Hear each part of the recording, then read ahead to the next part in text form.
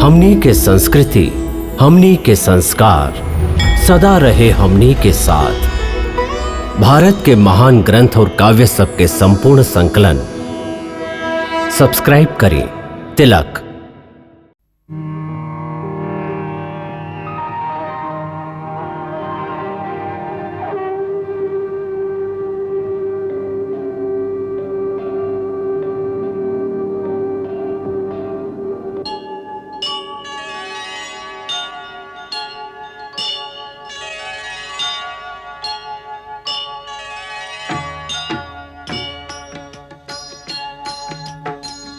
सीताराम चरित अति पावन, मधुर सरस अरु अति मन भावन।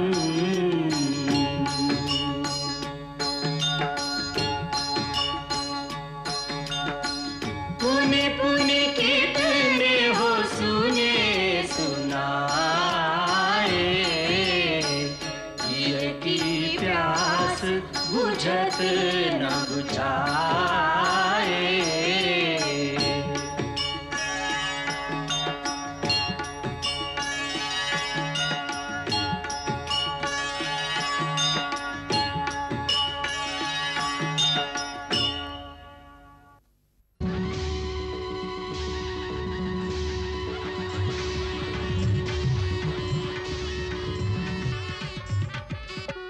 जानी सुअवसर सिए तब पठई जनक बोलाय। चतुर सखी सुंदर सकल सादर चली लवाय।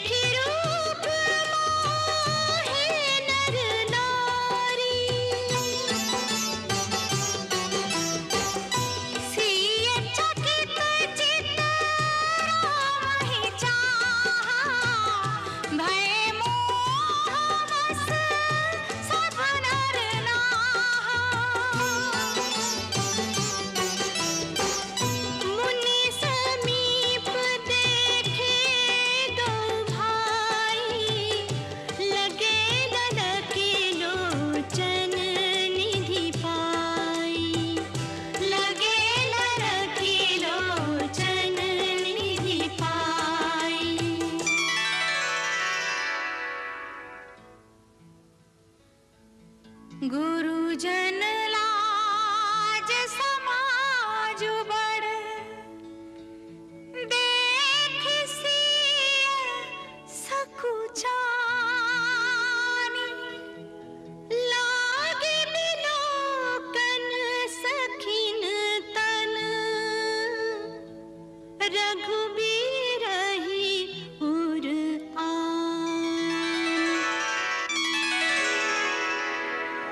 तब बंदी जन जनक बुलाए। बिरदावली कहत चली आए।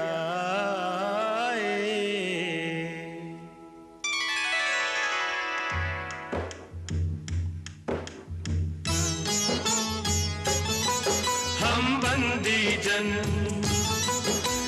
बंदी जन अपने राजन की बिरदावली बखान करे। मिथिला के के प्रजापति, मिथिला के प्रजापति जनक राज की गरिमा का गुणगान करे हम बंदी जन। धर्मात्मा निमि को नमन करे जग सारा, मिथिने मिथिला को देकर नाम संवारा। मिथि पुत्र जनक ने कुल का यश विस्तारा, तब से जाए हर राजा जनक पुकारा। इस कुल के सभी नृप, इस कुल के सभी नृप वीर यशस्वी, दया धर्म और दान करे हम बंदी जन। हम बंदी जन अपने राजन की बिरदावली बखान करे हम बंदी जन।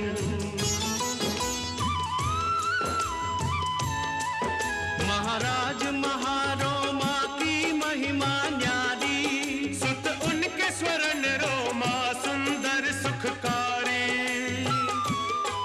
महाराज रश्वलोमा के हम आभारी, मिले जिनसे हमें विदेह जनक उपकारी। मिथिलावासी, मिथिलावासी धर्मावतार इस राजा पर अभिमान करे हम बंदी जन।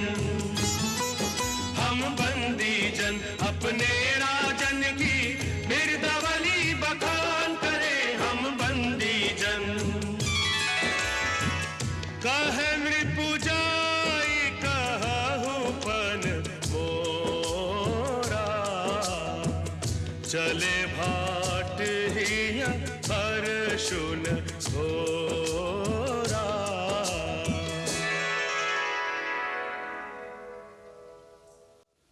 अब हमार चारण सभा में महाराज के प्रण के घोषणा करी हैं। सुनी सुनी सब महिपाल सुनी, ई सर्व विदित बा कि राजकुमारी सीता के ब्याह के एक ही शर्त बा कि जे सूरवीर शिव के एह धनुष के उठा के प्रत्यंचा चढ़ा दी, ओकरा संगे राजकुमारी के ब्याह होई।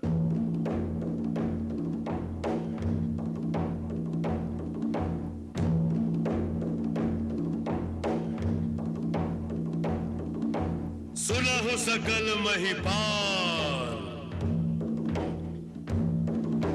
नृप भुज बलु विदु शिव धनु राव, गरुड़ कठोर विदित सब काहू। रावण बानु महाभट भारे, देखी सरासन गवहि सिधारे। सोई पुरारी को दंड कठोरा, राज समाज आजु जोई दौरा। त्रिभुवन जय समेत वही देहि, बिनहि विचार भरहि हटि देहि।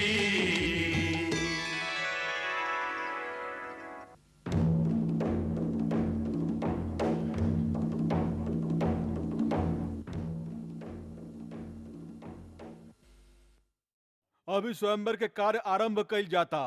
आपन आपन वीरता और पराक्रम दिखावे खातिर हम सब के आमंत्रित करतानी।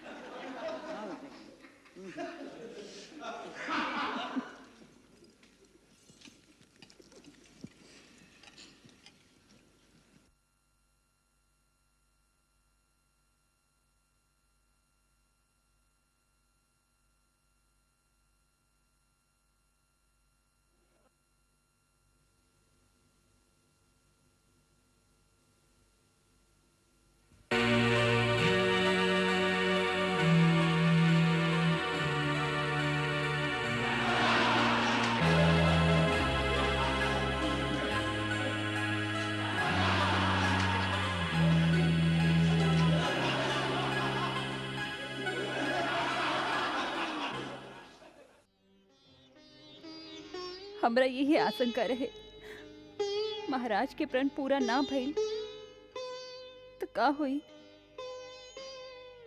हम उनकरा से कहले रहली कि ऐसन राजहट से का फायदा जेकरा से बेटी के जीवन दाव पर लग जाए। धीरज रखिए जीजी, ये अवसर अधीर होवे के नहीं खे।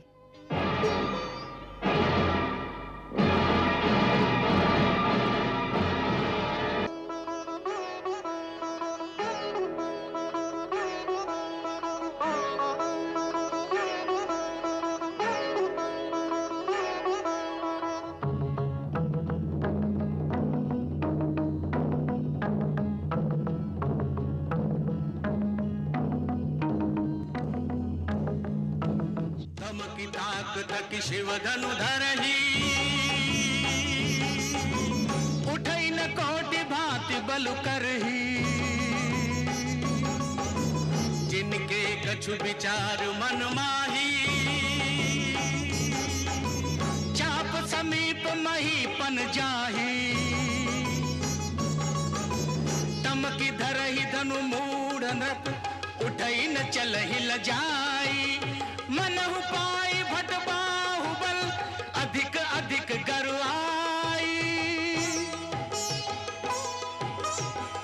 डगई न शंभु सरासनु कैसे कामी बचन सती मनु जैसे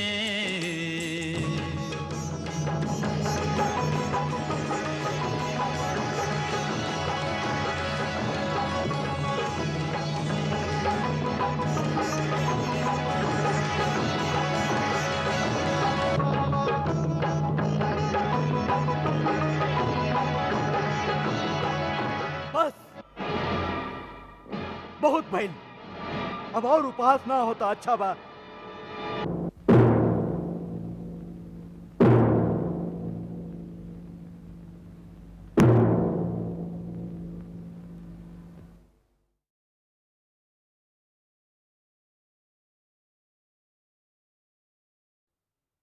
देश देश और द्वीप द्वीप के बड़का बड़का राजा और राजकुमार हमार प्रण सुन के इस स्वयंवर में आयल बारन। हम ही भी देख रहल हई कि ये सभा में न खाली मानव बल्कि कई देव और दानव भी मनुष्य के रूप धर के आयल बारन। बाकी हमरा बहुत दुख से कहे के पड़त बा कि अपना आप के परम पराक्रमी रणवीर सूरवीर कहावे वाला इस सब लोगन के भीड़ में सच्चा वीर एक भी ना निकललन।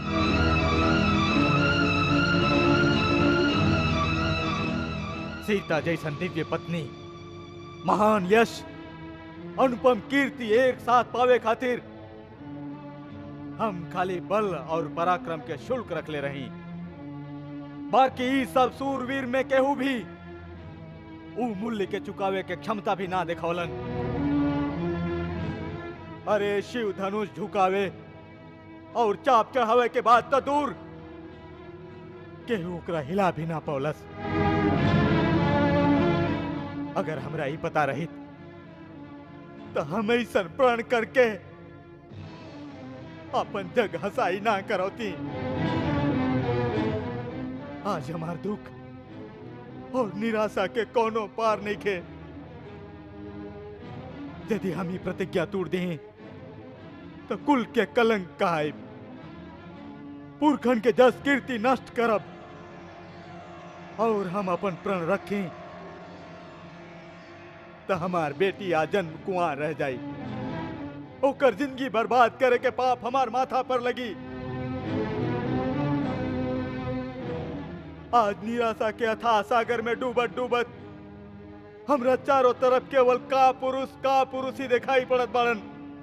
लाज से झुकल इनकर चेहरा हमरा एक ही बात बतावता, जनक लाज के मारे डूब मरा। काहे की ये धरती वीरन से आज खाली हो गई बा। बस महाराज बस, इतना लज्जाजनक और अनुचित बात कहे से पहले आपके याद ना आयल कि यह सभा में सूर्यवंशी रघुकुल नंदन श्री राम भी बैठल बारन। महाराज जनक, जवन सभा में रघुवंशियन में से एक भी बैठल होके वो सभा में इस तरह के बात करके केहू साहस भी नहीं के करत, और आप तो रघुकुल नंदन श्री राम के सामने वीरता के चुनौती दे रहल हैं। आप एक परिणाम जानत हैं।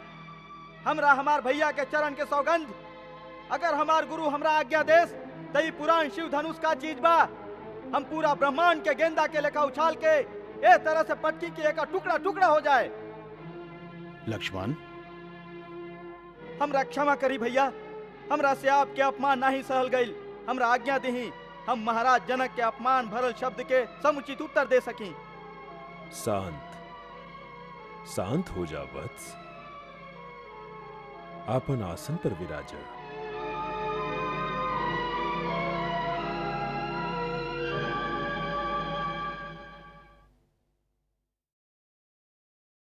केहू के अपमान करे के हमार विचार ना है। घोर निराशा के कारण ही बात मन से फूट पड़ल। यदि केकरो अपमान भइल है तो वो हमरा क्षमा करस।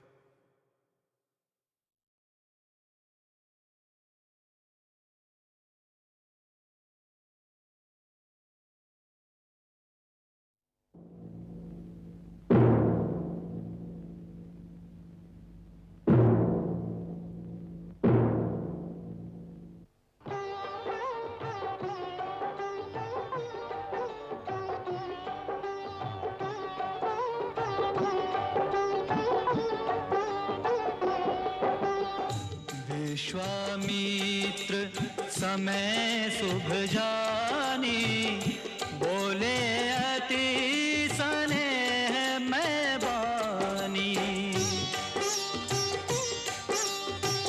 उठहु राम भंजहु भव चापा, मेटहु तात जनक परितापा। सुनि गुरु वचन चरण सिर नावा, हर्ष विषाद न कछुर आवा। सहज ही चले सकल जग स्वामी, मन मंजुवर कुंजर गामी।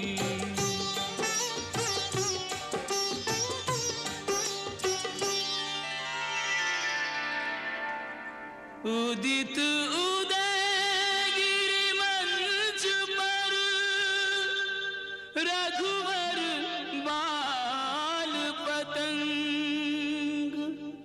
विकसे संत सरोज सब,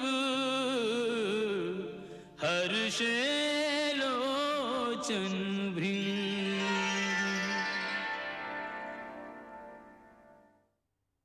लो, अब इहो अपन पराक्रम देखई है। अच्छा, अब चिरई पहाड़ उठावे चलल बा।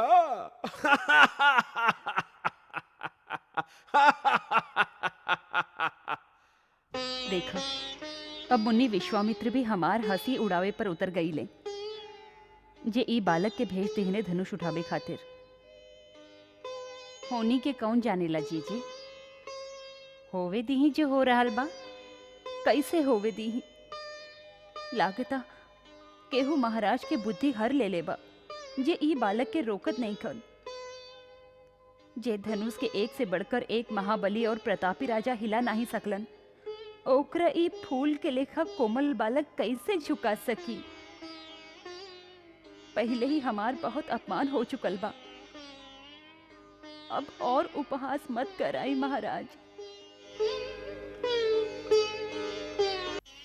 देश देश और द्वीप द्वीप के बड़का बड़का राजा और राजकुमार हमार प्रण सुन के इस स्वयंवर में आयल बारन।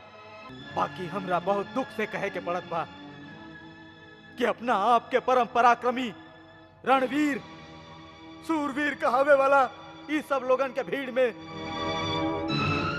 सच्चा वीर एक भी ना निकललन। बस महाराज बस, इतना लज्जाजनक और अनुचित बात कहे से पहले आपके याद ना आयल कि यह सभा में सूर्यवंशी रघुकुल नंदन श्री राम भी बैठल बाड़न। महाराज जनक, जवन सभा में रघुवंशियन में से एक भी बैठल होके वो सभा में इस तरह के बात करके केहू साहस भी नहीं के करत, और आप तो रघुकुल नंदन श्री राम के सामने वीरता के चुनौती दे रहल हैं। लक्ष्मण, हमरा क्षमा करी भैया, हमरा से आपके अपमान नहीं सहल गई। शांत हो जा वत्स, आपन आसन पर विराजा।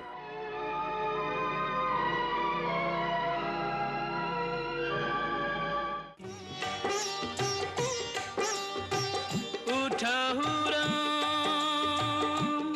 भंजहु भव चापा, मेटहु तात जनक परितापा। सुनि गुरु वचन चरण सिर नावा, हर्ष विषाद न कछु रे आवा। सहज ही चले सकल जग स्वामी, मनु मंजुवर कुंजर गामी।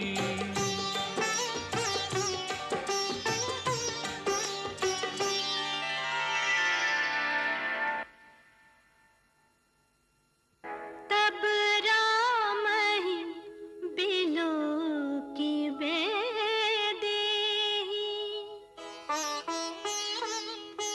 सभय हृदय बिनवती जेहि तेहि। मन ही मन मनाव अकुलानी, हो प्रसन्न महेश भवानी। करहु सफल आपिन सेवकाई, करिहि तू हरहु चाप गरुआई। गणनायक वरदायक देवा, गणनायक वरदायक देवा। आज लगे कीन्हऊ तू सेवा, बार बार बिनती सुने मोरी। करहु चाप गुरु ताती थोरी, तनु मन वचन मोर तनु साचा। तनु मन वचन मोर तनु साचा, रघुपति पद सरोज चितुराचा। ते भगवान सकल उर्वासी, करहु मोहि रघुबर के दासी। करहु मोहि रघुबर के दासी।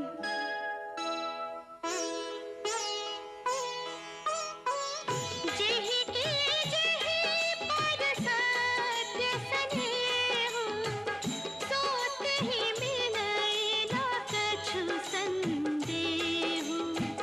सोतहि मिलई न कछु संदेहु।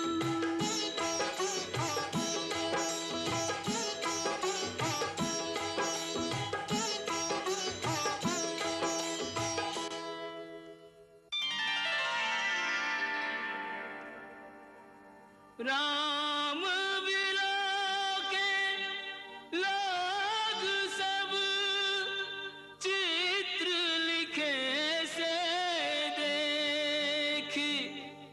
चित ईसीय कृपायतन,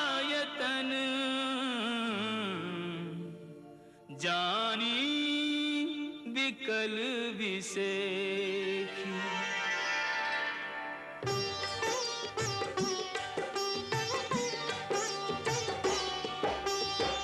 त्रसित बारी बिनु जो तनु त्यागा, मुए करई का सुधा तड़ागा। काबर का जब किसी सुखाने, समय चुके पुनि का पछताने।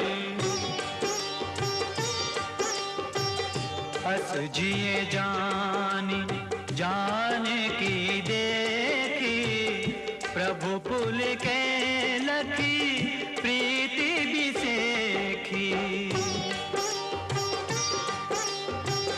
गुरु ही प्रणाम मन ही मन कीना, अति लाघव उठाए धनु लीना।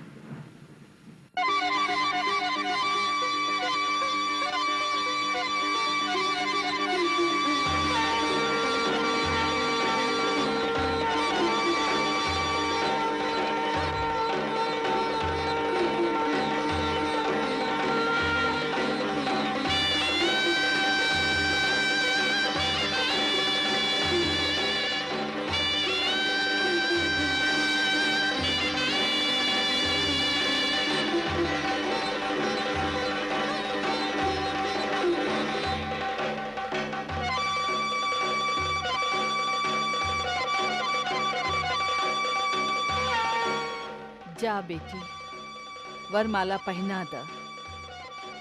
जा बेटी जा।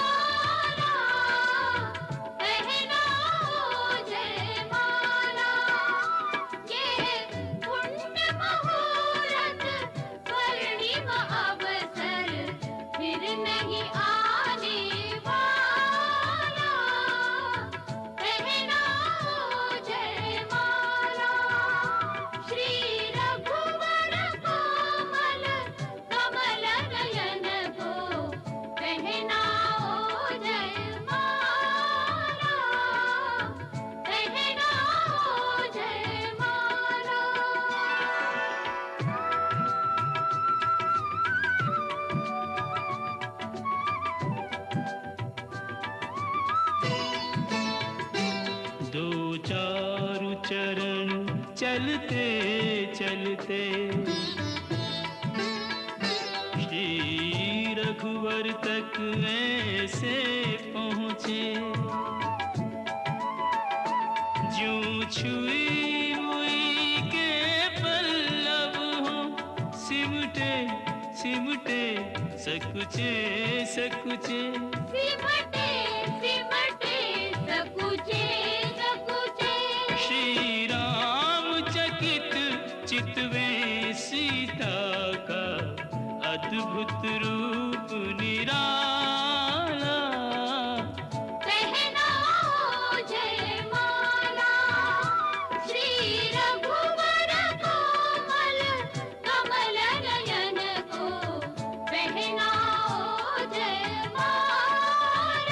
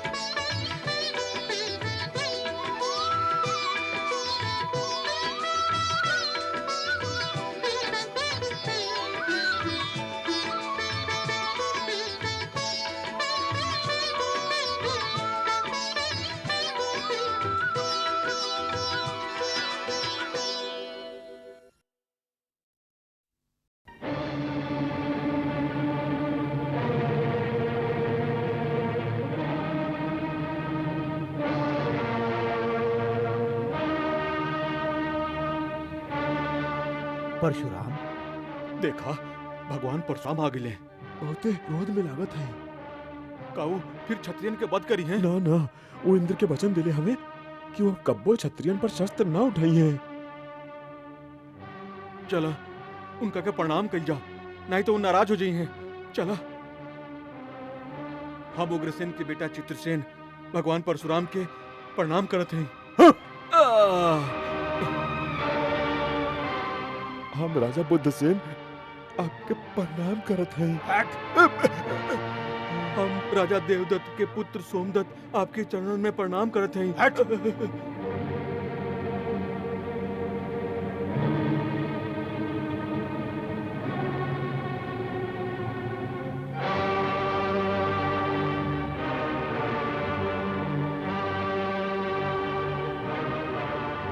हम हर्षलोमा के पुत्र जनक भगवान परशुराम के चरणन में प्रणाम करत हैं। कल्याण हो।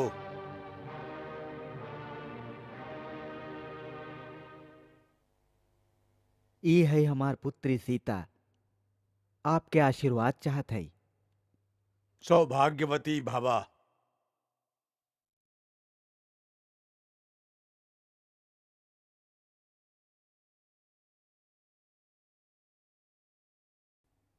प्रभु, मिथिला में आपके स्वागत पा। कल्याणमस्तु। अभिनंदन बाहे जामदग्नेय। नमस्तुभ्यम महर्षि।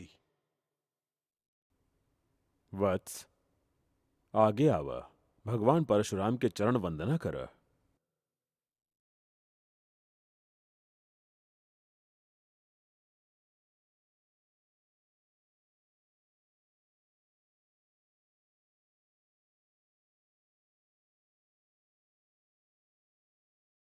आपन परिचय ना देला तू लोग।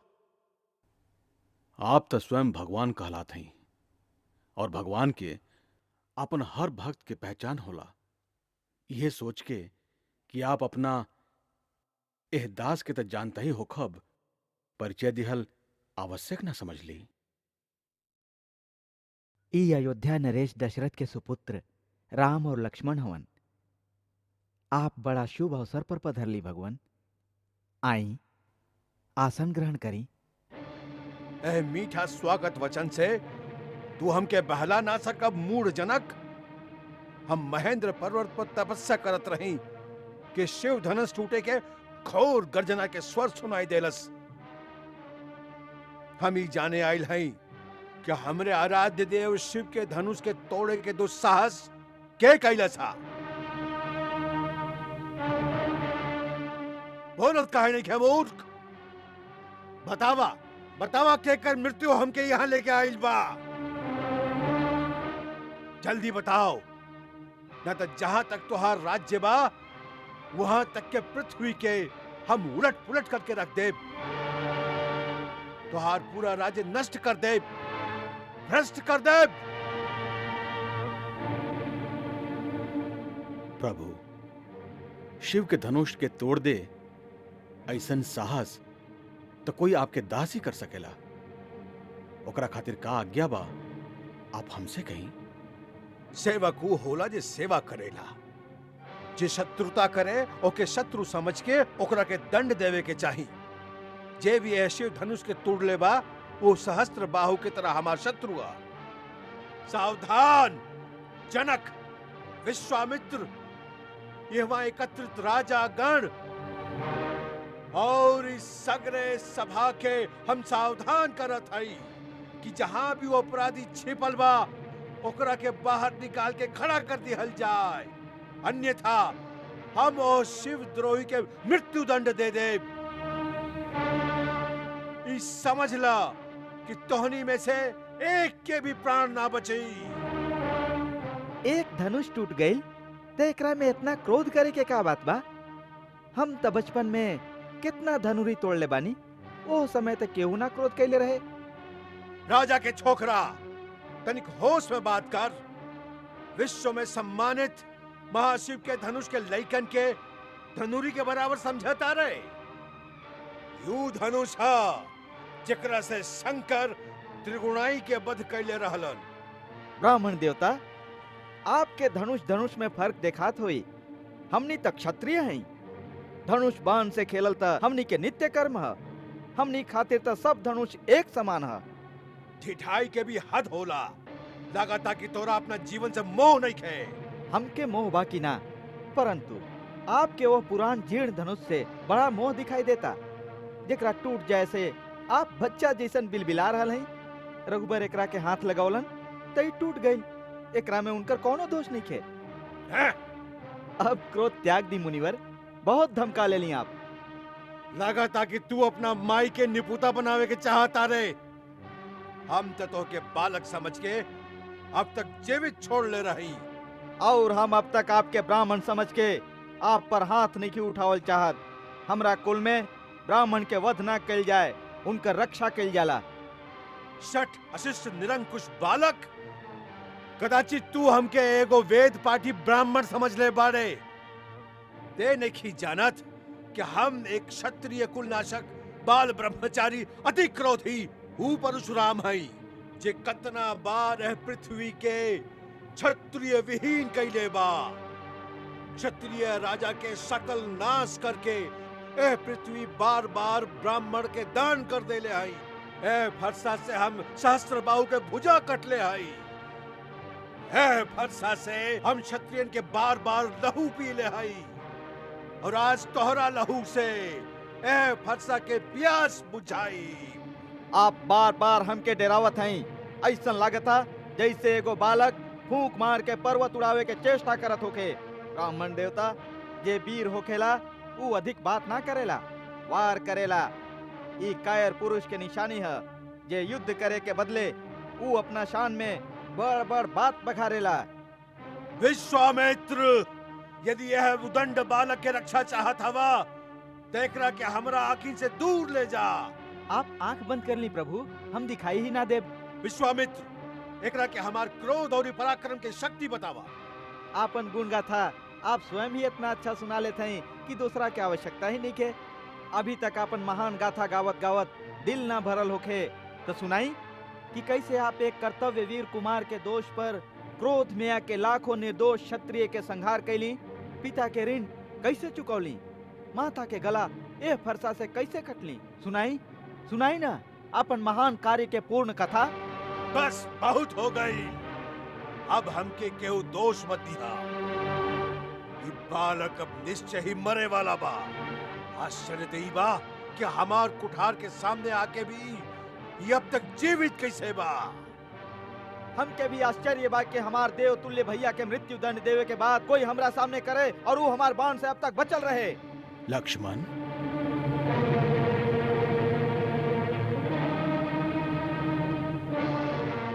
महामुनि, लइकन के गलती पर बड़ा क्रोध न करस, शांत हो जाई भगवान।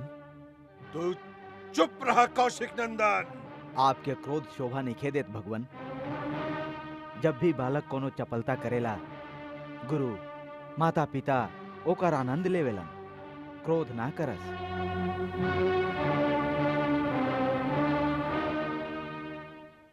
भगवान, आप तो सहज सुजान हैं। बालक के बात पर ध्यान मत दी, और फिर उता अपराध भी नहीं कैले। आपके अपराधी तो हम हैं। हमरे हाथ से धनुष भंग भइल बा। अगर दंड देवे के बा तो हमके दी।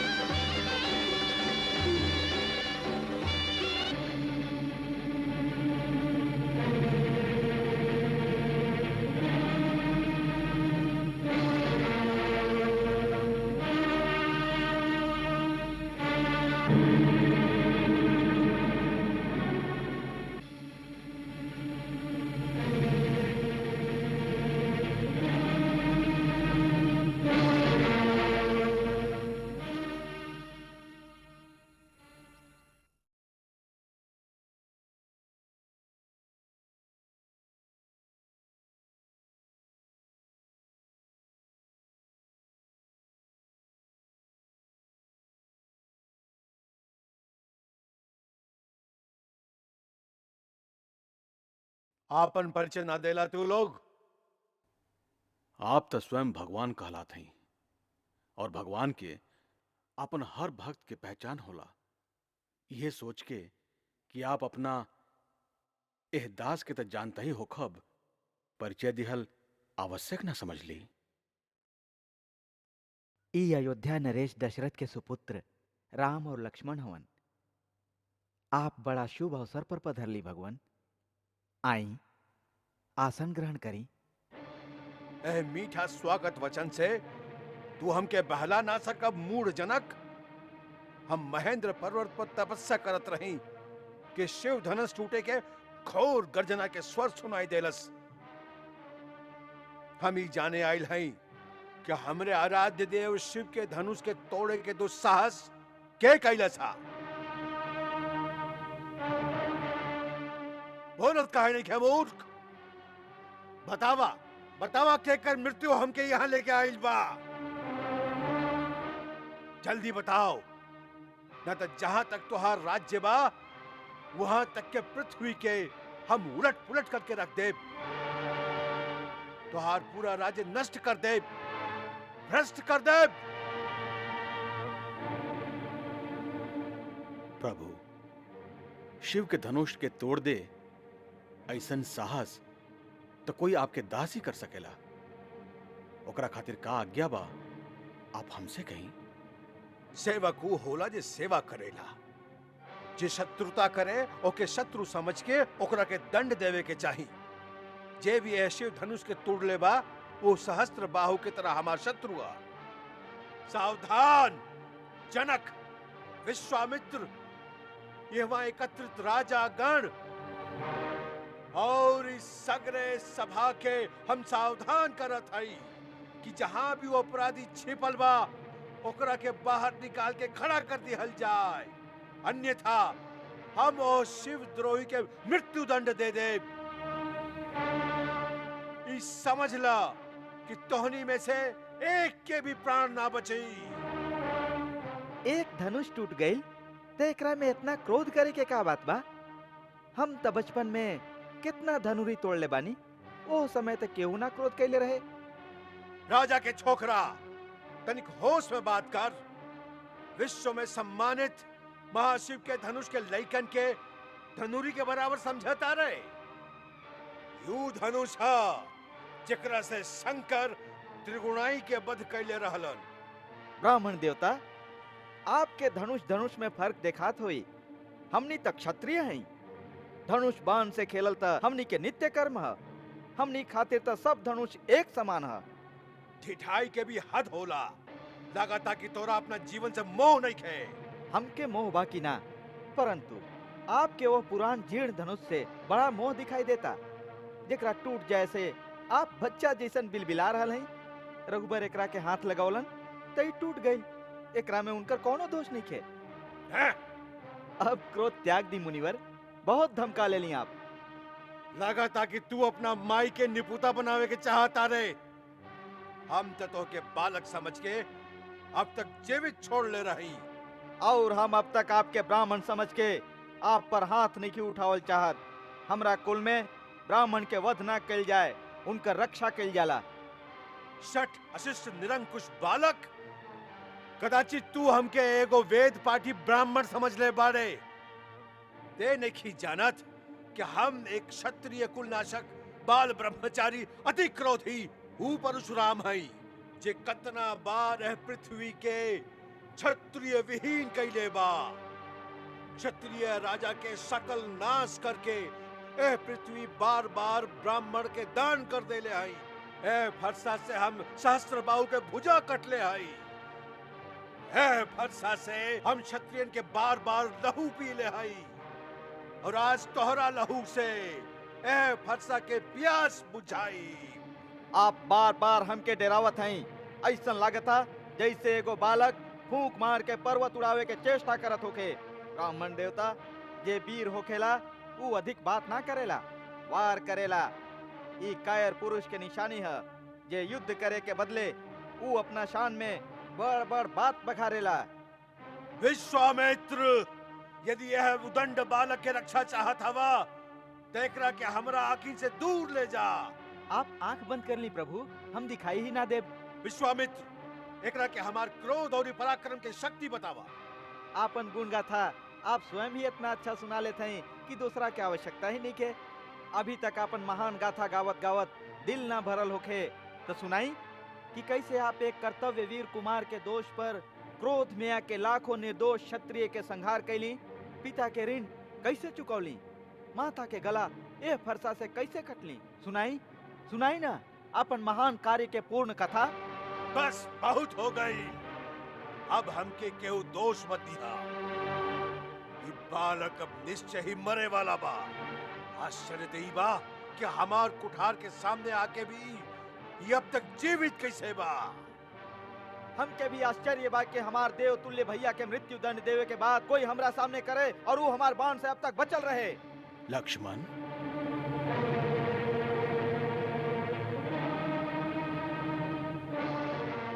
महामुनि, लैकन के गलती पर बड़ा क्रोध न करस, शांत हो जाई भगवान। तू चुप रहा कौशिक नंदन। आपके क्रोध शोभा नहीं खेदेत भगवान। जब भी बालक कोनो चपलता करेला, गुरु माता पिता ओकर आनंद लेवेलन, क्रोध ना करस।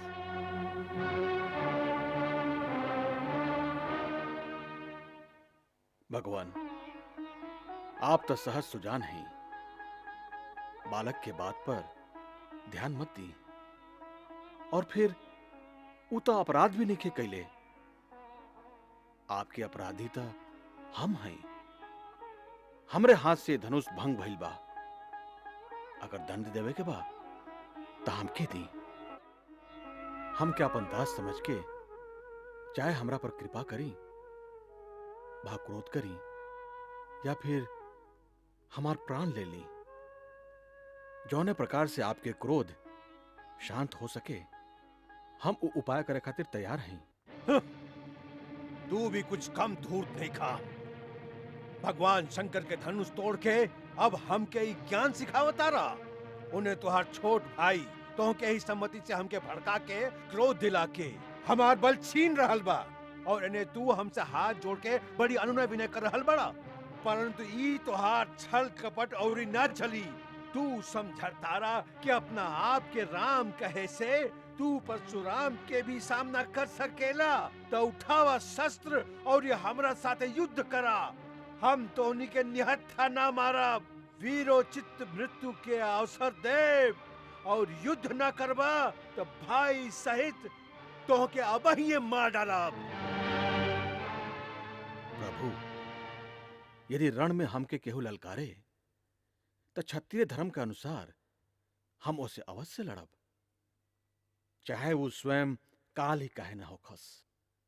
परंतु हमनी रघुवंशियन के इहो धर्म है कि हमनी गौ, ब्राह्मण और स्त्री पर हाथ ना उठाई। ब्राह्मण हमनी खातिर सदा पूजनीय हवन, और उनकर सेवा कईल हमनी के परम धर्म है। यही से प्रभु और इस सेवक के बीच युद्ध कैसे हो सकेला? आपके और हमार बराबरी कैसे हो सकेला?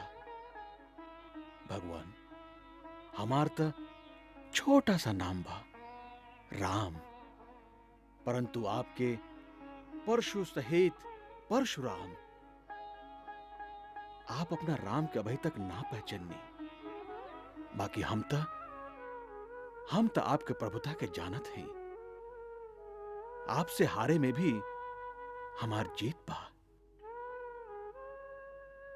विप्रवंश की असप्रभुताई, अभय हो ही जो तुम ही डराई।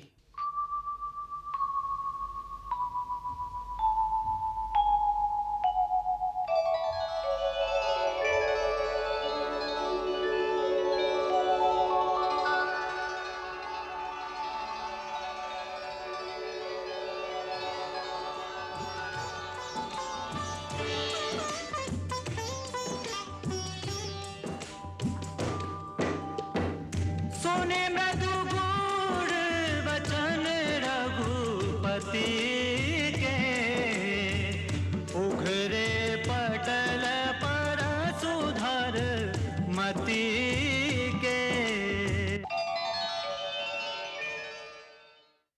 राम ई धनुष विष्णु हमरा पितामह महर्षि विजीक के लगे धरोहर स्वरूप रख ले रहन।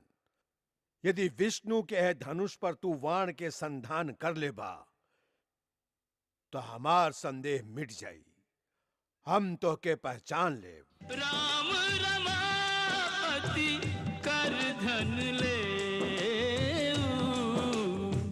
खेचहु चाप मिटाए संदेह खेचहु चाप मिटाए संदेह।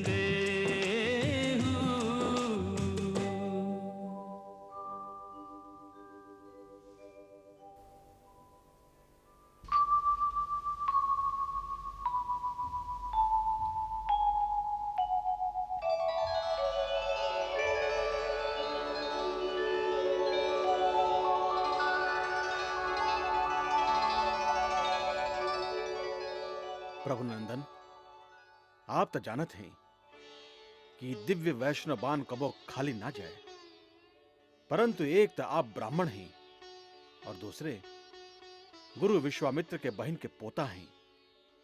ऐसे हम ये अमोघ बाण आप पर ना छोड़ सके। अब आप बताएं कि हम केकरा के नष्ट करें। आपके पास मन के गति से सर्वत्र आवे जाए के शक्ति बा, ओके? या आप अपना तपोबल से जौन पुण्य लोक अर्जित कैले हैं ओके नष्ट करी। हे रघुनंदन, हमरा आवागमन की शक्ति के नाश मत करी। काहे कि जब हम अपना गुरु कश्यप के ई सब पृथ्वी दान कैले रही तो वो हमरा से कहले रही कि अब तू हमरे राज्य में ना रह सका। तब से हम पृथ्वी पर कभी भी रात्रि में विश्राम ना करी। हमरा के रात के महेंद्र पर्वत पर जाए खातिर ओ शक्ति के परम आवश्यकता होला, परंतु आप ए अमोघ बाण से हमरे पुण्य लोक के नाश कर दी, जकरा संगे नाश हो जाए हमार कीर्ति, हमार अहंकार और अहंकार जनित हमार क्रोध। राम, एकरा के पूरब दिशा में छोड़ा।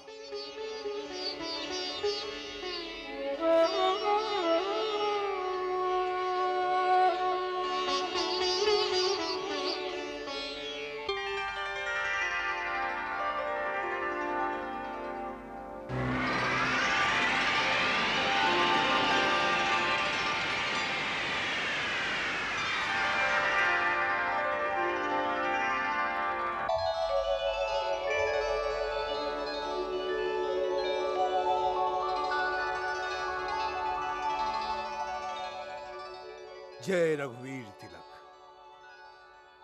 तुहार जय हो।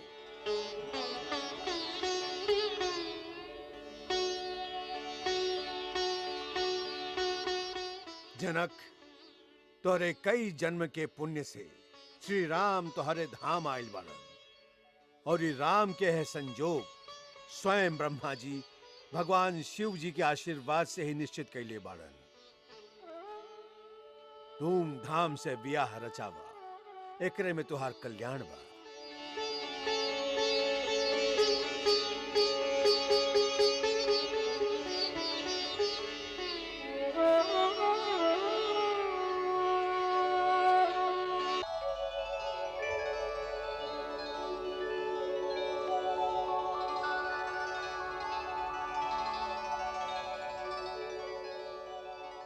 राम, तोहके पाके हम धन्य हो गए। हम क्या अपन पुत्र समझ के हमरा पर अपन स्नेह बनौले रखी। हमार भूल चूक के क्षमा करत रहब। तोहार सदा कल्याण होखे बेटा। ब्रह्मर्षि, आपके प्रसाद से श्री राम धनुष भंग करके हमार प्रण पूरा करके हमके कृतार्थ कर देलन। अब आप जे उचित समझी वो आज्ञा दी। मिथिला नरेश, ई ब्याह त धनुष के अधीन रहे से ओकरा टूटते ब्याह त हो गई। तथापि तू अपना कुल के रीत के अनुसार अपना कुल के बड़ा बूढ़ा और एक गुर्जन से पूछ के ही सब काम करा और अयोध्या में दूत भेज के महाराज दशरथ से कहा कि वो बारात साज के जनकपुरी पहुंचस।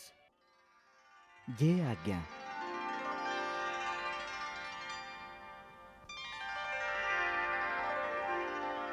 परशुराम के बारे में वाल्मीकि जी लिखले बानी कि परशुराम विष्णु के अवतार रहन।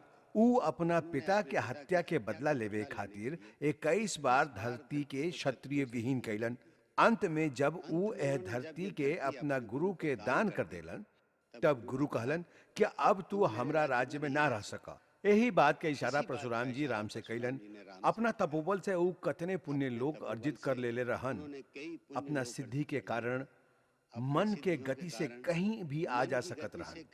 यही कारण से अंशा अवतार भइला के बाद भी उनका में बहुत अहंकार पैदा हो गई रहे। अहंकार बहुत सा बुराई के जड़ होला।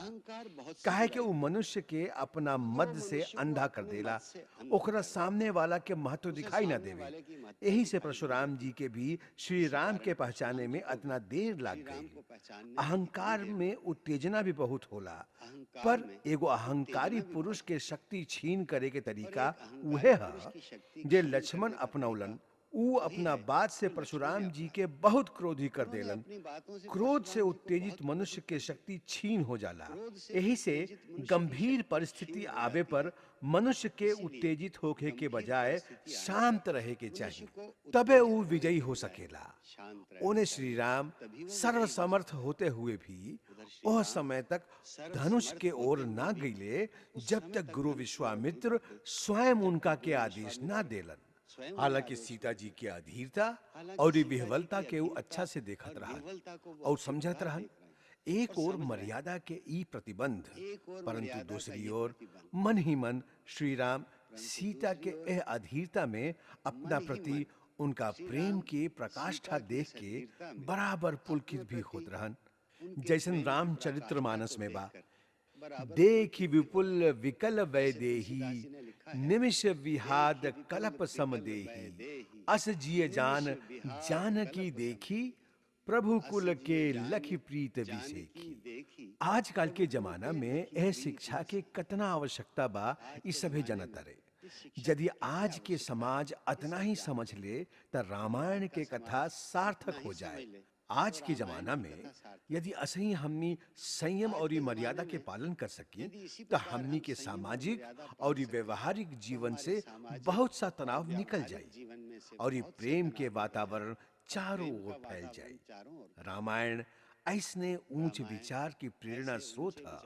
यह ग्रंथ के महानता है। जय श्री राम।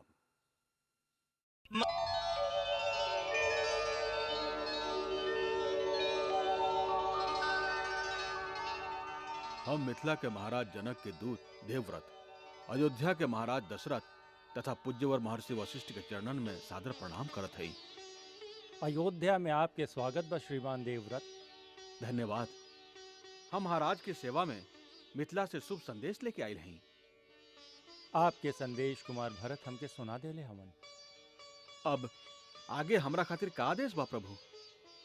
हमार महाराज पूज्यवर विश्वामित्र के आदेश से आपके सेवा में निवेदन कैली हा कि आप अपना उपाध्याय, कुल पुरोहित, बंधु बांधवों के साथ बाराती लेके मिथिलापुरी में पधारे की कृपा करी। एह संबंध में गुरुदेव आपन निर्णय प्रदान करी, ओकरे अनुसार कार्य कइल जाई। आर्यदेव व्रत, अयोध्यापति के ओर से महाराज जनक के सेवा में निवेदन करब कि हमके आपके निमंत्रण स्वीकार बा।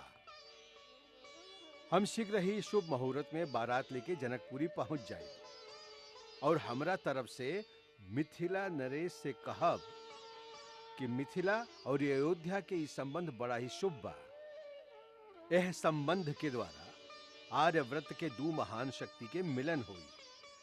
पूज्यवर महामुने, हम अपना महाराज जनक के ओर से ये आशीर्वाद खातिर आपके धन्यवाद देते हैं।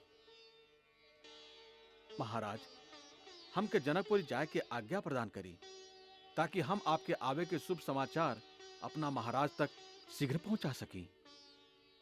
आपके हमरा तरफ से अनुमति बा आर्य देवव्रत। वहां जाके हमरा दोनों बालक के हमर स्नेह संदेश, हमर शुभ आशीष दिया।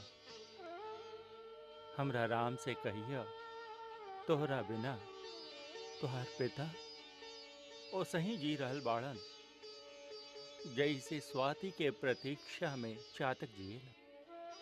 श्री राम और लक्ष्मण के बालक कहल आपके अधिकार बा महाराज, परंतु सारा संसार खातिर वो दोनों लोग पराक्रम और वीरता के अवतार हवन। ऐसन दिव्य और यशस्वी बालक के पिता होके के सौभाग्य त देवता खातिर भी दुर्लभ बा। आप जैसन भाग्यशाली के दर्शन से हम धन्य हो गईली। बहुत सुंदर वार्तालाप कर लेता रहा देवव्रत। तू हमरा पुत्र के शुभ समाचार ले आई बाड़ा, ऐसे हमरा ओर से भेंट स्वीकार करा।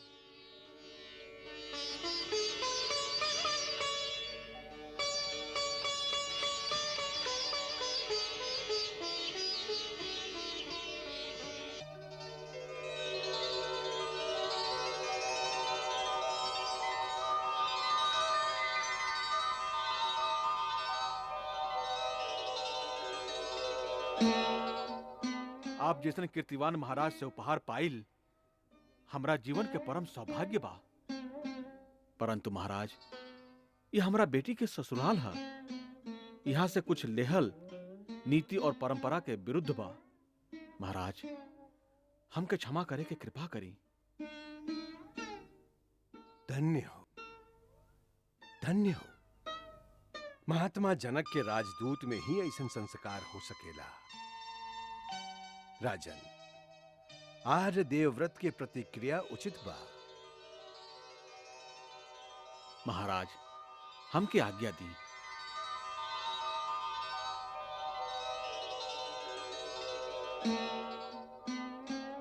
अब गुरुदेव आज्ञा दी, जैसे कार्यक्रम निर्धारित कइल जाए। राजन, सुंदर संयोग बन रहल बा। राम के बारात प्रस्थान खातिर परसों सूर्योदय के 3 घड़ी बाद मध्याह्न प्रारंभ होते ही शुभ मुहूर्त बनता। गौरी गणेश के मना के प्रस्थान करब।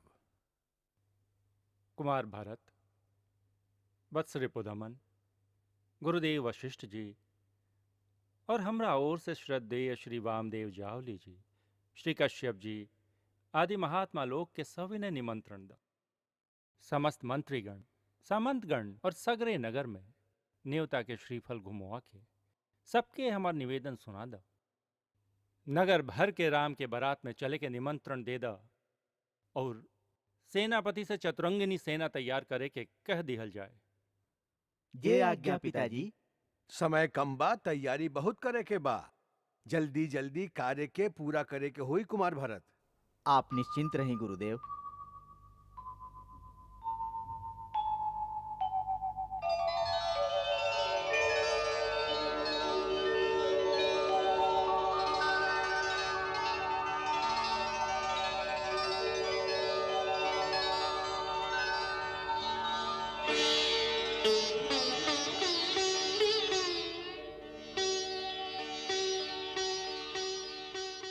आर्य सुमंत। जी महारानी जी। राम के मंगल कामना खातिर हम अनुष्ठान कैली हैं। दान के ई सब वस्तु एकरा अतिरिक्त ब्राह्मण के सहस्त्र गौ, भंडार घर से अन्न वस्त्र प्रजाजन में बंटवा दी। जी आज्ञा महारानी जी। ए अवसर पर महाराज भी राजकोष के द्वार खोल देले बानी। उहाँ के भी यही करे के चाहिए। आर्य सुमंत, राम के बारात जाए से पहले ब्राह्मण और याचक के इतना दान दी कि उनके कुछ मांगे की आवश्यकता न रह जाए। जौना राजा के राज में प्रजा में से एक भी दुखी रह जाए, उनके आपन कोई उत्सव मनावे के अधिकार ना होखे। हमार महाराज त सदा ही प्रजा वत्सल है महारानी जी। आर्य सुमंत, मिथिला पहुंच के सबसे पहले सीता की माता से हमार हार्दिक अभिनंदन कहब। उनका से कहब कि राम के पुत्र के समान ही माने और इस सीता खातिर वो तनिको चिंता न करें। सीता अयोध्या में बहू बन के ना, बेटी बन के आई हैं। कौशल्या के ममता के अजरा में समधन के समान ही प्यार पे है। जा सुमंत्र जा।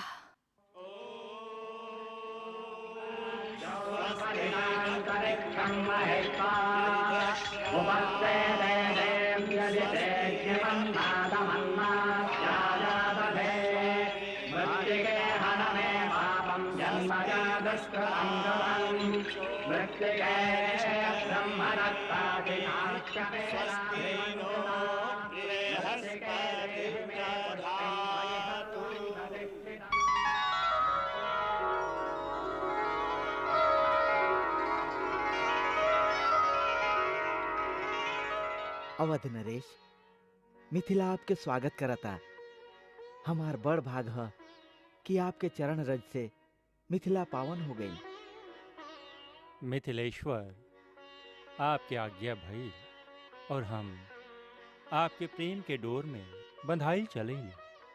इतना प्रतिष्ठा, इतना सौभाग्य प्राप्त हुई हमके, ई तो हम सपना में भी ना सोचले रही। रघुकुल के साथ संबंध होके से हमार वंश के प्रतिष्ठा बढ़ गई। कैसन बात करत है विदेह राज। यह संसार में केकर केकरा संगे संबंध हुई, एकर निर्णय केवल विधाता के हाथ में होला। वह शुभ समय आवे पर यह कड़ियन के जोड़ देलन। वही परमेश्वर की इच्छा से आज अयोध्या और मिथिला दोनों बराबर के संबंधी हो गईलन। ना महर्षि, बराबरी के ना, हम तो कन्या के पिता हैं, आपके दास हैं। हमार और आपके बराबरी कैसन? आप ठीक कहली महाराजा जनक। हमार और आपके बराबरी कैसे हो सके?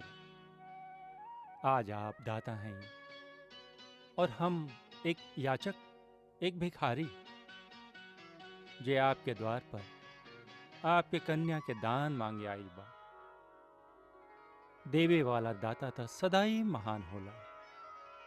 शास्त्र में भी कहल बा, प्रतिग्रहो दात्र वशः, लेबे वाला दाता के अधीन होला। ऐसे आप जे आज्ञा करब ऊ हमके शिरोधार्य होई। आप कितना उदार बानी महाराज दशरथ। अपना स्नेह के बंधन में आप विदेह के भी बांध ले ली। आपके साथ देवता तुल्य वशिष्ठ, वामदेव जी ऐसन महान विभूति के स्वागत के गर्व से हमार मस्तक ऊंचा हो गई। विदेही राज, हमार विचार बाकी महाराज दशरथ, महर्षि वशिष्ठ और ये बारात में आयल सब अतिथि के यात्रा के थकान मिटावे खातिर विश्राम करे दी। प्रातः शुभ मुहूर्त में आप दोनों संबंधी गुरुजन के साथे बैठ के श्री राम और राजकुमारी सीता के विवाह के चर्चा करी तो उचित हुई।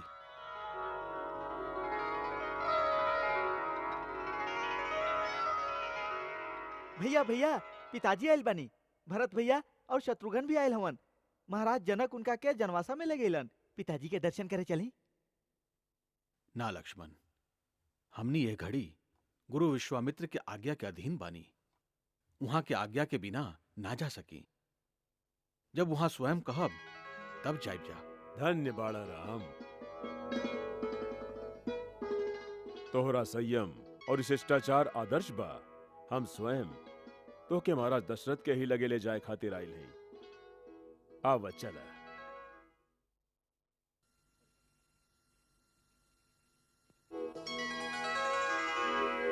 भूप बिलो के जबहि मुनि आवत सुतन समेत, उठे हर्ष सुख सिंधु महु, चले थाह सीलेत।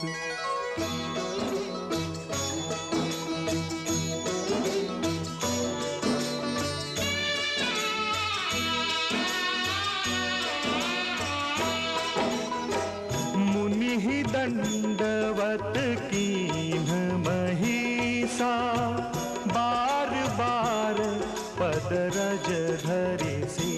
सा कौशिक रानी उरलाई, कही आशीष पूछी कुशलाई, कही आशीष पूछी कुशलाई। उन दंडवत करत दो भाई, देख नृपति उर सुख न समाई।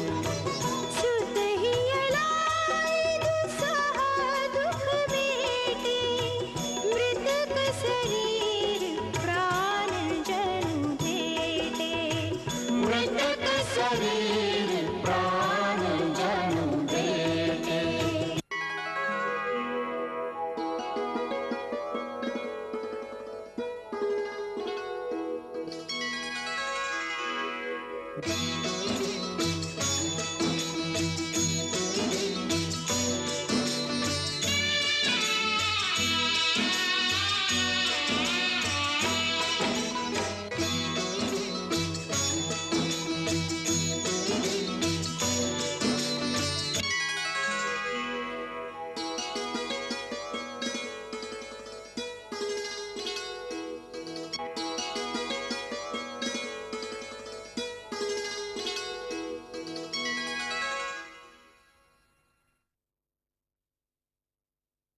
राम जी। राम कबो अयोध्या याद आइल? जी। छोट भाई लोग, माता लोग तो अवश्य याद आवत हुई हैं। तात सभे याद आवत रहे, परंतु जौना काम खातिर आप हमके भेजले रही, ओकरा में जरा भी त्रुटि ना रह जाए, ओकरा प्रति सजग रही। सदा यह बात के आभास रहत रहे कि जैसे हमरा संगे हैं और हमार मार्गदर्शन करत हैं। अतना कम आयु में तू जौन आदर्श जे सत्कर्म संचित कर लेले बाड़ा, वो हम वृद्धावस्था तक ना कर सकली। ये आप का कहते हैं पिताश्री? हमार प्रेरणा स्रोत त आप ही हैं। आप ही के पद चिन्ह पर चल के कुछ करे के क्षमता पौले हैं हम। आप त देवलोक में अपन कीर्ति पताका स्थापित कैले हैं। ऊ जे कुछ कैले हैं, वो एक राजा अपना कीर्ति के आकांक्षा, आपन प्रभाव, अपना सत्ता के दबदबा बनौले रखे खातिर कैले बा। किंतु तू जे कुछ कैले बाड़ा, वो पिता की आज्ञा, गुरुजन के सेवा, प्रजापालन, ऋषि मुनि गुरुजन के तपस्या के सुरक्षा बदे कैला। एकरे में तोहार महानता बा। तोहरा ऐसा आदर्श पुत्र के पाके ना केवल तोहरा माता पिता के, बल्कि पूरा रघुवंश के पितर लोक के माथा गर्व से ऊंचा हो गई बा।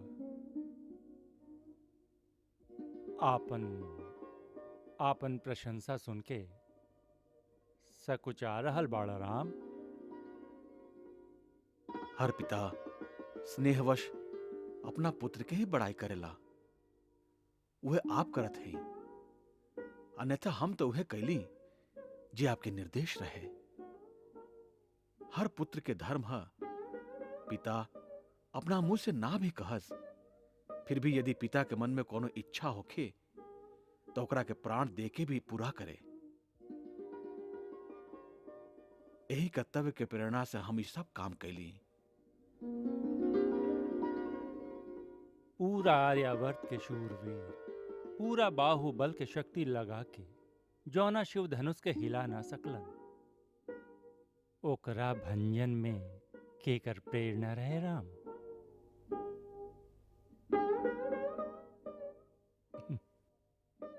जा विश्राम करा। जब तक हम प्रशंसा करत जाए तू संकोच से झुकत जाइबा। जा बेटा जा।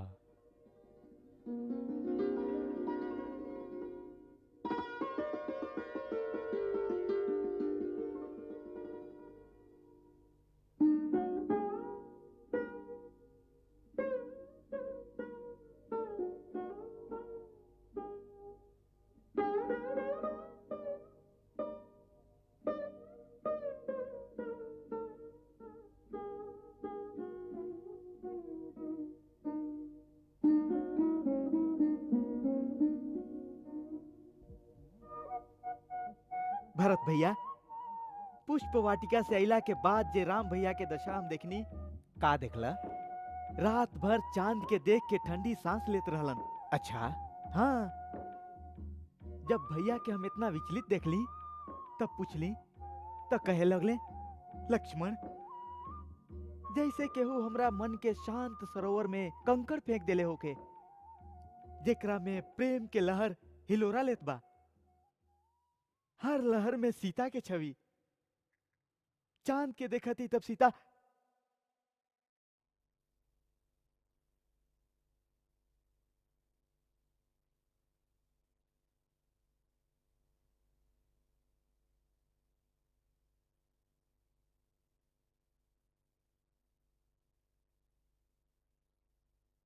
राम भैया, हम भरत भैया के बतावत रही कि भाभी के पहले दर्शन कैसे भइल। भैया, गुरु आश्रम में प्रेम शास्त्र ना पढ़ावल जाए, फिर आप ये प्रेम के शिक्षा कहाँ से लेनी? ओही प्रकृति से शत्रु, जे में माई के बालक से, भाई के भाई से और इस सागर के लहरन के चंद्रमा से प्रेम करे के सिखौलस। संसार में पिता, पुत्र या भाई के नाता जैसे मनुष्य के बनौला से ना बने, वो पहले से निर्धारित होला। वो सही जीवन में के तोहार पत्नी बने के बा और कब कहां ओकरा से भेंट होखे के बा, एकर भी विधाता पहले से ही निश्चित कर देलन। यही से मनुष्य के चाही कि जब ओकरा से भेंट होखे तो अपन संपूर्ण विश्वास, संपूर्ण प्रेम ओकरा के सौंप दे, जेकरा से ओकरा बाद जीवन में कोनो दूसरा और कबो ध्यान ही ना भटके। पूज्य महर्षि वशिष्ठ, ब्रह्म ऋषि विश्वामित्र, महाराजा दशरथ, एह सभा में हम आपके स्वागत करत हई। अब हमार कुलगुरु मान्यवर शतानंद जी एह सभा में उपस्थित गुरुजन के सामने विवाह के प्रस्ताव रखी। महाराज जनक के प्रतिज्ञा के अनुसार शिव धनुष के भंग होते ही राजकुमारी सीता के श्री राम से विवाह हो गल माने के चाही, जेकरा से आर्यावर्त के दू महान कुलन के नाता जुड़ गल बा। फिर भी धर्म और लोकाचार के नीति के अनुसार महाराज जनक आप सबके उपस्थिति में अपना पुत्री सीता के विधि पूर्वक और धर्म पूर्वक कन्यादान कल चाहत हवन, जेकरा खातिर महाराज जनक आपके आज्ञा चाहत हैं। यह बात आपके पुत्र श्री राम भी कहलन हा कि पिता के आज्ञा मिलला के बाद ही सीता के पानी ग्रहण करी हैं। पूज्य महर्षि वशिष्ठ,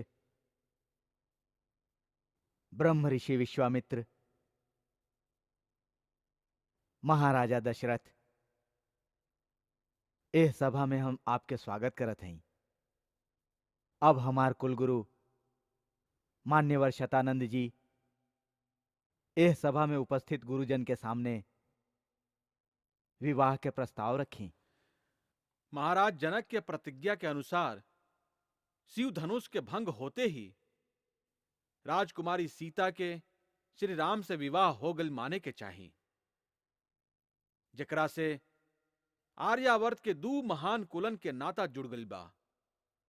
फिर भी धर्म और लोकाचार के नीति के अनुसार महाराज जनक आप सबके उपस्थिति में अपना पुत्री सीता के विधि पूर्वक और धर्म पूर्वक कन्यादान कल चाहत हवन,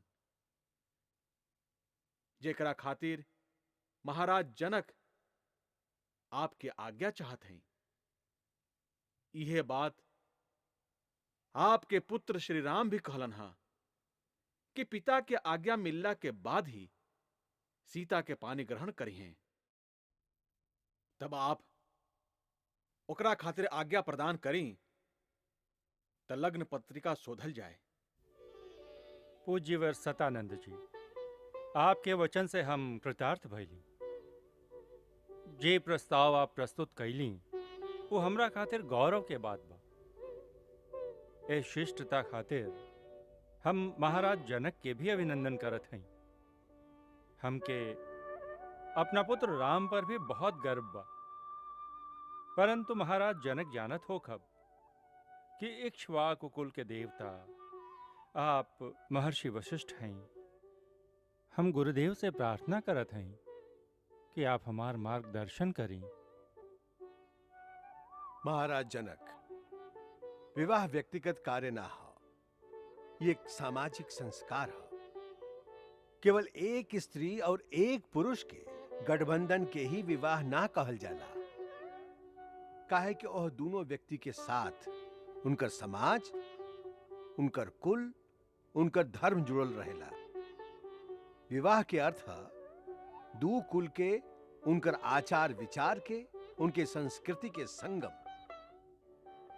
ऐसे आपसे आपके पुत्री के हाथ मांगे से पहले हमरा खातिर आवश्यक बा कि हम महाराज दशरथ के कुल परंपरा के परिचय दी और आपके विश्वास दिलाई कि राजकुमार राम आपके पुत्री खातिर सर्वथा योग्य बाड़न।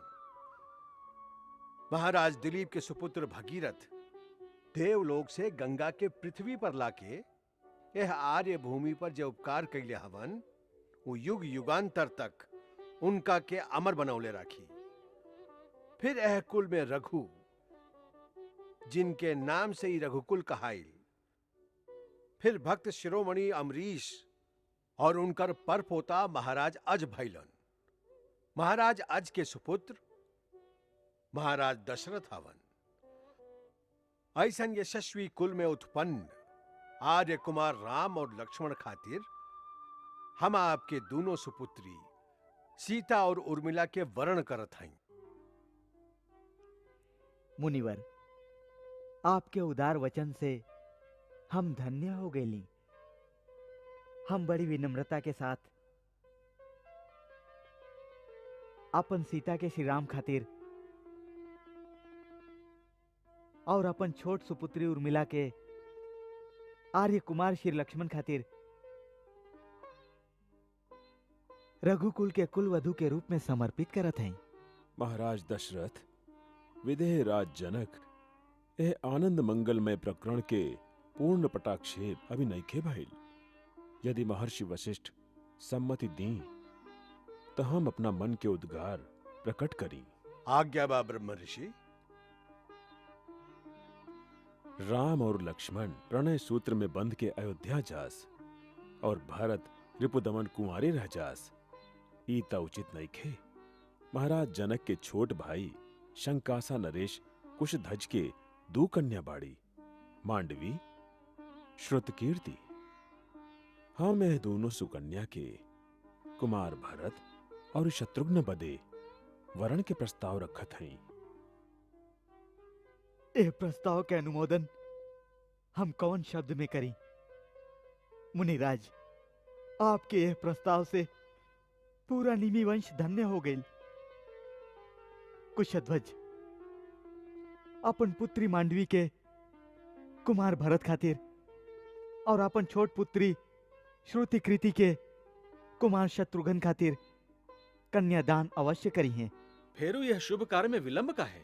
शतानंद जी, चारों राजकुमार एक ही दिन दूल्हा बनस और चारों राजकुमारी के कन्यादान एक ही दिन होके, ऐसन शुभ लगन देखी। 2 दिन बाद उत्तरा फाल्गुनी नक्षत्र बा।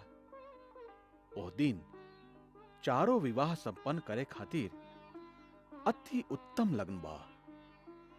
अयोध्यापति दशरथ, अब आप चारों राजकुमार के मंगल खातिर उनका से गौ दान करवाई, नांदीमुख श्राद्ध कर्म संपन्न करी। तत्पश्चात विवाह के शुभ कार्य आरंभ हुई। जैसन आज्ञा गुरुदेव।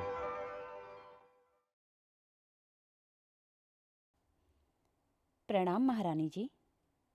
महारानी जी, प्रतिदिन की तरह आजो महाराज के कुशल समाचार लेके जनकपुर से दूत आइल बा, परंतु आज महाराज आपके बदे एगो विशेष पत्रिका भी भेजले बानी। विशेष पत्रिका? जी महारानी जी।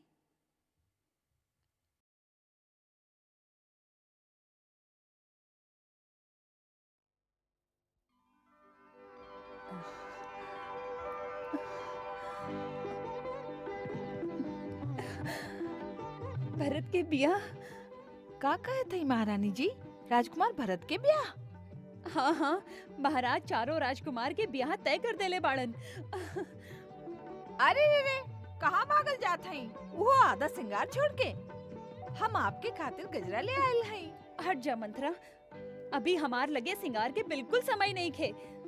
ई तो आपके बचपन की आदत है, हमेशा आधा सिंगार छोड़ के भाग जात रहनी। अतना बड़ रानी हो गईलू, लेकिन अभी तक ये बचपना ना गईल।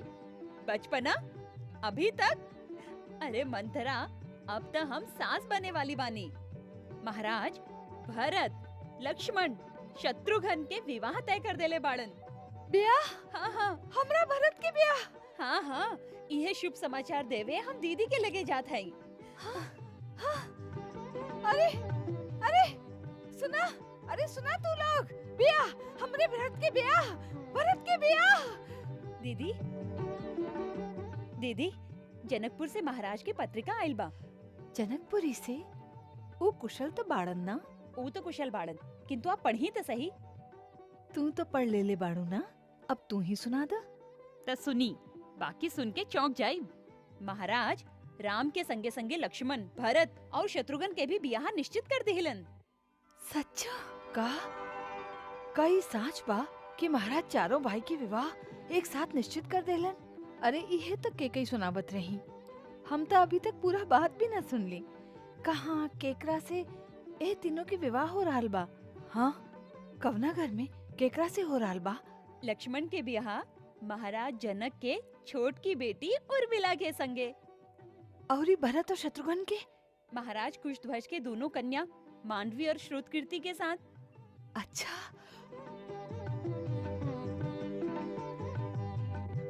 अरे सब चुप काहे हो गई लो? जा राजमहल में बधावा बजवाव, नगर में ढिंडोरा पिटवाव और अमात्य से कहा कि अयोध्या के हर घर में मिठाई बंटवावल जाए। हम ब्राह्मण के बुलावत हैं, तोहनी दोनों से गौदान करवावे के हुई। जा जा, तोहनी दोनों कुलाचार की तैयारी करा। जा, तेल डाला, तेल डाला, डाला, जल्दी जल्दी करा। लावा, दिया लावा, दिया लावा। अरे अरे, ये का करत हो मंथरा? आज आपके बेटा के ब्याह तय भइल बा। महल में दीपमाला ना जरी, पूछत हई कि का करत हई, कतना काम बा। ब्राह्मण के बुलावा भेजे के बा, प्रजा में धन धान दोनों बांटे के बा, गौ दान करे के बा, बहुत वो सब हो रहल बा। दीदी एह सब के सारा प्रबंध कर रहल बाड़ी। दीदी? हाँ, महारानी कौशल्या? हाँ हाँ, उनका जे करे के रहे अपन राम खातिर कर ले ली, भरत खातिर केवल दिखावा करी हैं। उफ, भरत आपके कोख के जन्मल हवन, भरत खातिर जे कुछ करे के बा आपके ही करे के पड़ी। मंथरा, तोहार कुटिल बुद्धि कब्बो ना बदली। दीदी तो हमसे भी अधिक स्नेह करेली भरत के। करत हुई हैं, परंतु वो उनकर माई तना बन जाई हैं। माई के कुलाचार तो आपके ही करे के पड़ी। हाँ, ई तो दीदी भी हमरा से कहले रही। हाँ, अब समझ ली। अब सबसे पहले आप आपन पिता महाराज अश्वपति के संदेशा भेजा। देखिए हाँ, संदेशा मिलते पूरा कह देश दीपमाला से जगमगा उठी। भरत कौनो दोसर राजकुमार लेखा बाड़न का, उनका ननिहाल के बराबरी के कर सकेला। हम साच कहत हई, इस संदेशा सुनते आपके पिता आपके भाई के एहिजा भेज दी हैं। हाँ, सचमुच पिताजी बहुत खुश हुई हैं। ओम गणानां त्वा गणपतिग्ं हवामहे, प्रियाणां त्वा प्रियपतिग्ं हवामहे, निधीनां त्वा निधिपतिग्ं हवामहे, पूर्णं जानि गर्भधम्। ओम गणा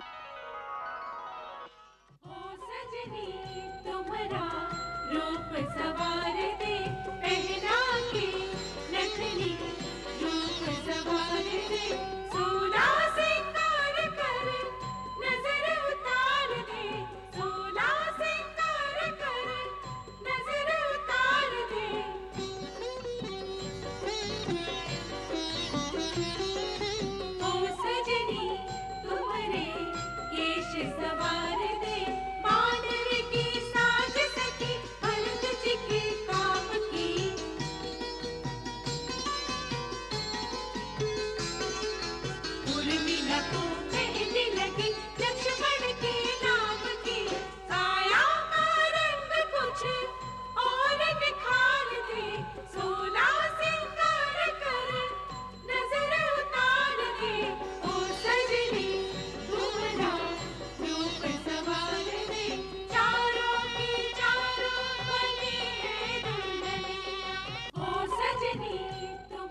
बारात आ गई, बारात आ गई। द्वार पर दूल्हा आ गईलन, बारात आ गई। ठहर दीदी, हम अब ही बारात देख कर आवतानी। आओ आओ आओ, चल।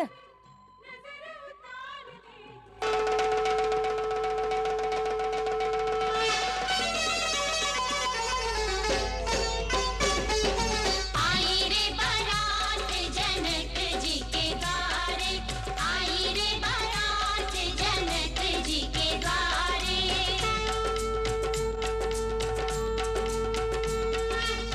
राजकुमारन संग आए दशरथ, धन धन भाग हमारे हमारे। आई रे बारात जनक जी के द्वारे, आई रे बारात जनक जी के द्वारे।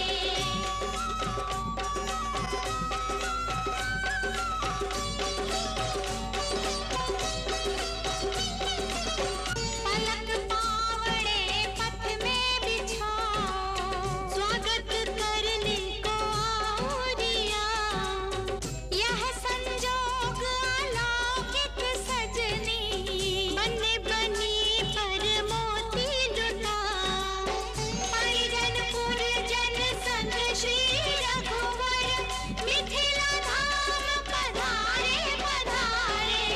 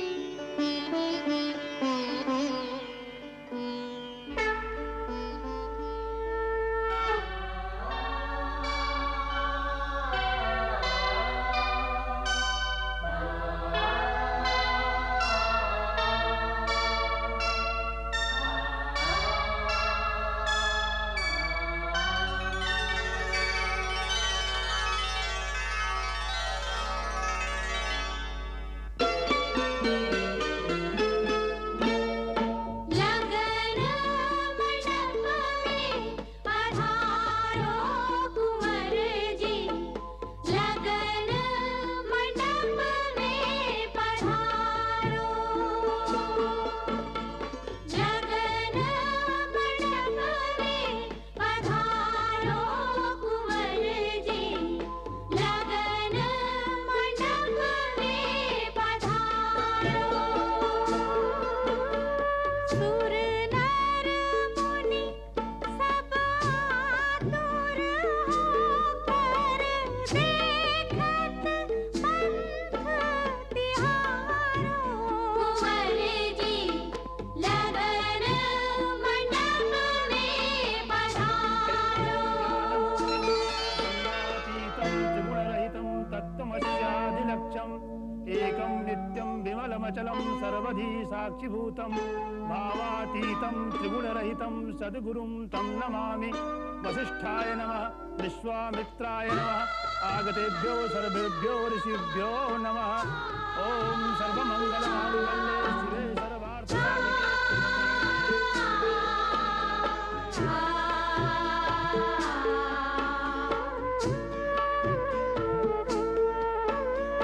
मेल मिलाप की रीत निभाओ, मेल मिलाप की रीत निभाओ।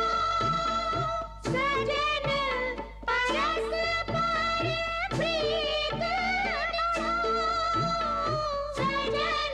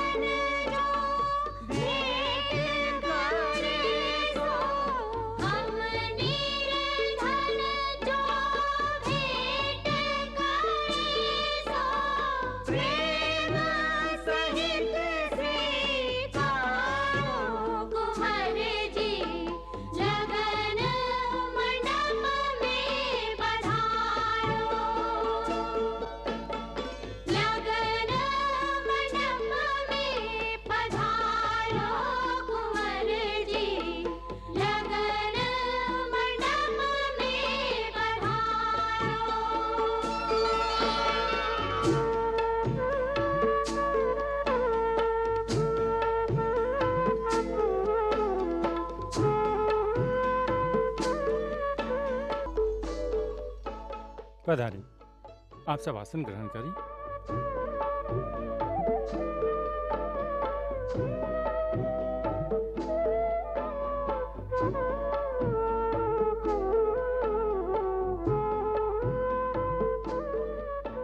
सतानंद जी, अब महाराज जनक से प्रार्थना करी कि राजकुमारी सीता के मंडप में बुला ली।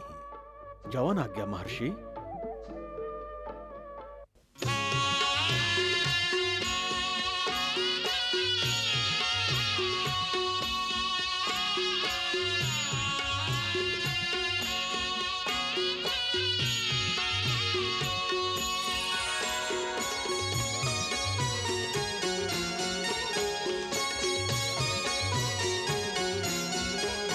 चली न्याय सीतन सखी सादर, सजी सुमंगल भामिनी, नव सप्त साजे सुंदरी, सब मत्त कुंजर गामिनी।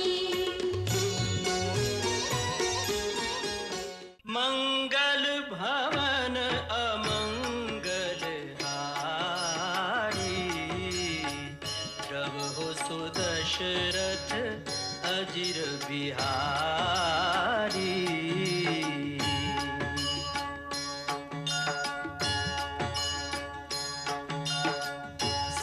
सीताराम चरित अति पावन, मधुर सरस अरु अति मन भावन।